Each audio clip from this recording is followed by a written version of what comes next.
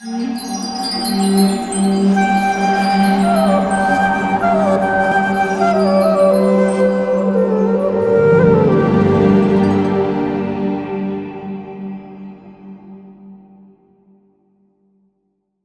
Krishna, we will be doing Bhagavad Gita chapter 5 verse 18. Vidya Vinaya Sampanni Brahmane Gavihastini Shuni Chaiva Shvapakecha Pandita Samadarshinaha. Translation, chapter 5 verse 19. The humble sages, by virtue of true knowledge, see with equal vision a learned and gentle Brahmana, a cow, an elephant, a dog, and a dog eater.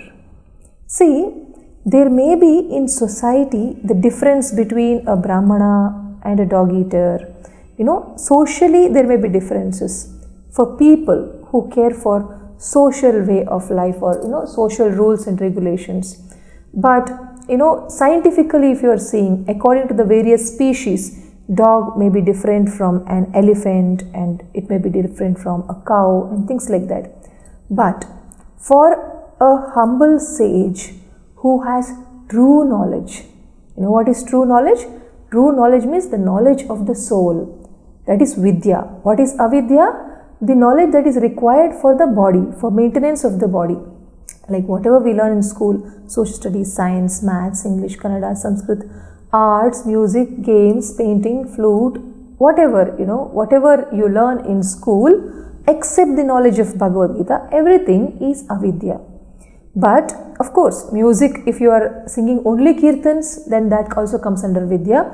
So anything related to Krishna and related to soul, that is vidya. So now a humble sage who has got that vidya, vidya makes us vinaya also, vidya makes us humble. Vidya makes us get all the divine qualities. Vidya will make us take care of parents. Vidya will make us respect our parents. Vidya will make us for scriptural rules and regulations.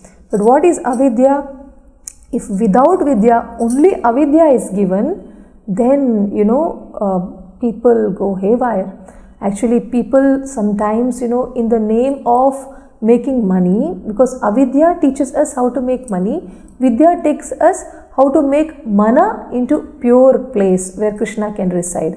So with avidya, if we are only focused on making money, we may even leave the country for the sake of money and we may not even come back. So our parents have lost the child and the country has lost also, So actually, along with avidya, vidya is a must. Avidya is a must. They are like the two wheels of one single chariot. We need avidya to maintain our body and to make a living. We need vidya to keep our mind in peace, stress-free when we are trying to make money, and at the same time to be blissful so that we can see everything spiritually.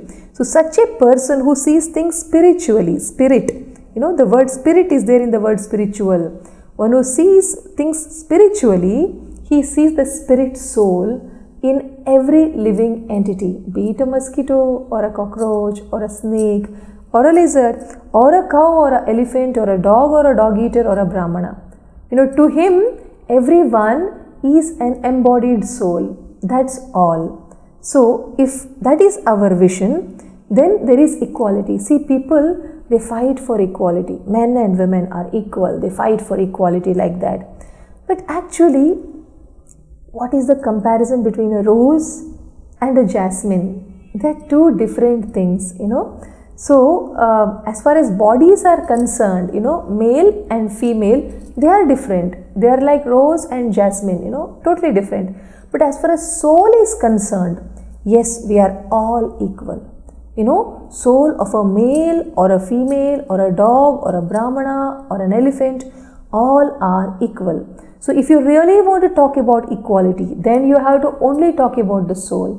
But otherwise, you cannot compare an elephant to a giraffe or anything else, They are different. Like that, the male body, male-bodied souls, if they are influenced by their body, they behave differently. They are always wanting to protect. and they are always wanting to be providers, and they take care, but female, they want to give love, they want to serve, they want to cook, they want to feed, so the female body has its influence on the mind, male body has its influence on the mind, the influences are different. So where is the concept of equality? Equality concept comes when you talk about the soul.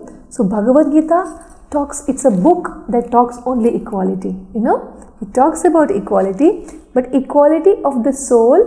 But a point to be noted is, souls are equal, but they are not one, they are different. Along with the soul, Paramatma is there in everyone's heart, that Paramatma is same, everywhere. But soul is, limited to that one particular body, that one particular soul is different from the soul in another body. They are all different individuals. So this much understanding a humble sage has. That's what this shloka is telling. And such people, how they look at sense gratification. You see here, it is the 22nd verse of chapter 5. Yehi samsparshaja bhoga dukkha yonaya evate adyantavanta kaunteya nateshu ramate buddha. Translation, chapter 5, verse 22. An intelligent person does not take part in the sources of misery, which are due to contact with material senses.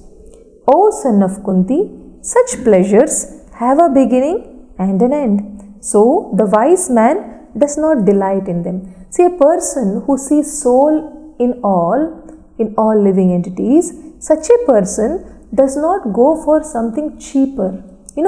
The best part is, you see here, he says intelligent person does not take part in sources of misery. So, and then he says, because such pleasure, if it is a source of misery, how we can call it pleasure? You understand? In the words, he says that such an intelligent person does not take part in the source of misery because such pleasure. Here, why is this contradictory word? Is because what the other people think as pleasure, this person sees it as another phase of the misery. If there's a coin which has pleasure on one end, on one side, there is misery on the other. So the minute he looks at the coin with the pleasure on one end, he sees it as a source of misery also. That's because, our Prabhupada's Guru, Bhaktivedanta Swami Prabhupada, his father, Bhaktivinoda Thakur, he was an amazing devotee. He has written more than 108 books. In one of the books, he tells that when man plans for happiness, misery begins. When we plan to enjoy, the misery begins already. So why when we plan for misery, when we plan for happiness, misery begins? Because when you plan for happiness itself, there is lot of contemplation. With contemplation, there is desire. With desire for happiness, it is turning into lust. And when lust not fulfilled, anger arises. When there is anger, there is disturbance in the heart, the misery has begun already. So, it is very clear, it's a sequence from Bhagavad Gita 2nd chapter, how when we contemplate, it turns into lust, lust not fulfilled, it becomes anger. So like that, so these learned, intelligent people, they see sense pleasure as a source of misery. What the others see it as a pleasure, they see it as misery, therefore they don't get trapped in such things. That's why Krishna says, O son of Kunti, such pleasures. Why they call it as misery? Because such pleasures have a beginning and an end. So the wise person does not delight in them. When we were in college, we used to request our parents to take us for a movie, and sometimes they used to take us and we would be just waiting, from the time they agree, when that evening time will come and when we will go, when we will sit in the theater. And then, wow, it is pleasure for some time when we are watching and some tears in between. And then when the movie finishes and when we get out of the theater, oh, the same college, the same teachers, the same homework, the same subjects that I don't understand. Oh, it's over. So, at least before we thought of going to a movie, we were a little more peaceful.